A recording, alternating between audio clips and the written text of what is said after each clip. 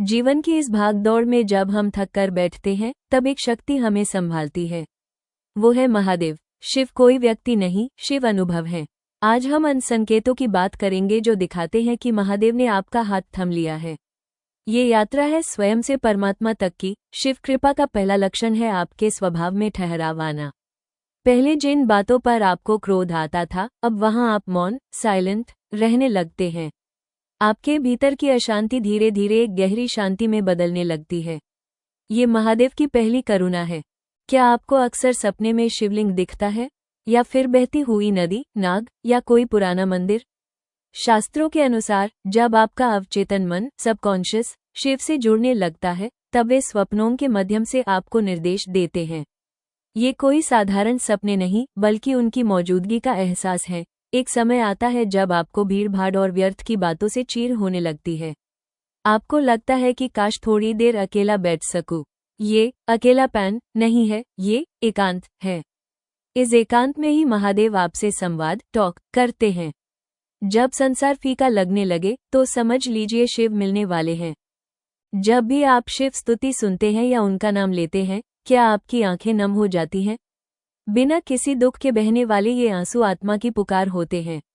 ये इस बात का प्रमाण है कि आपका हृदय इतना कोमल हो चुका है कि उसमें अब महादेव विराजमान हो सकते हैं।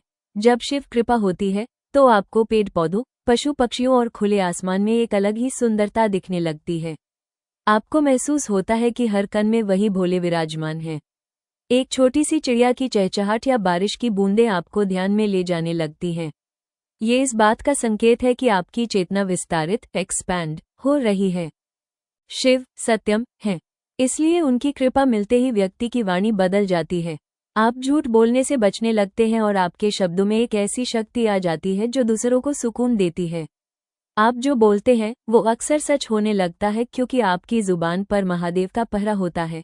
क्या कभी ऐसा हुआ कि आप ओम नमः शिवाय का जाप करने बैठे और आपको पता ही नहीं चला कि घंटों बीत गए? जब समय का बंधन टूटने लगे तो समझ लीजिए आप काल के स्वामी महाकाल के संपर्क में हैं।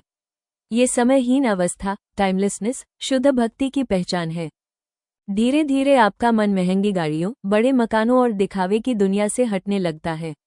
आपको लगता है कि ये सब टेम्पररी है। आपको असली खुशी किसी मंदिर की सीढ़ी पर बैठने या किसी गरीब की मदद करने में मिलने लगती है। शिव का वैराग्य आपके भीतर उतरने लगता है। शिव कृपा सिर्फ मन पर नहीं, शरीर पर भी दिखती है। आपका चेहरा पहले से ज्यादा शांत और तेजस्वी दिखने लगता है। आपकी आंखों में एक ऐसी चमक आ जाती है जिसे देखकर दूसरे लोग भी प्रभावित होते हैं। ये कोई मेकअप नहीं, ये भीतर की शुद्ध ऊर्जा का बाहर आना है। जब सब कुछ बिखर रहा हो, तब भी अगर आप अंदर से ये बोल पा रहे हैं कि मेरा भोले देख लेगा, तो ये सबसे बड़ी कृपा है। शिव भक्त कभी डरता नहीं, क्योंकि वो जानता है कि जो विनाश कर रहा है वही नया निर्माण भी करेगा। आप हर तूफान में एक चट्टान की तरह खड़े रहते हैं। शिव पशुपतिनाथ हैं। जब उनकी कृपा होती है तो अनजान जानवर भी आपके पास सुरक्षित महसूस करने लगते हैं।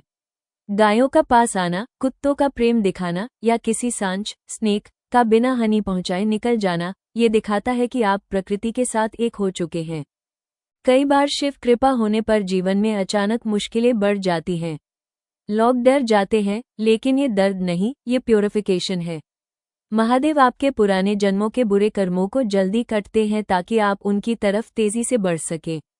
वो लोहे को पहले तपते हैं, फिर तलवार बनाते हैं। जब आप ओम नमः शिवाय बोलते हैं तो वो सिर्फ एक शब्द नहीं रह जाता। आपको महसूस होता है कि हर मंत्र आपके शरीर के चक्रों को छू रहा है।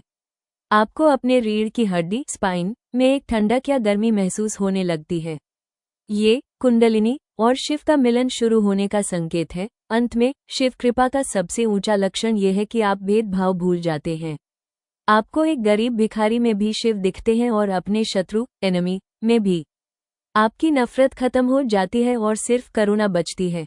तब आप सच में शिव में हो जाते हैं।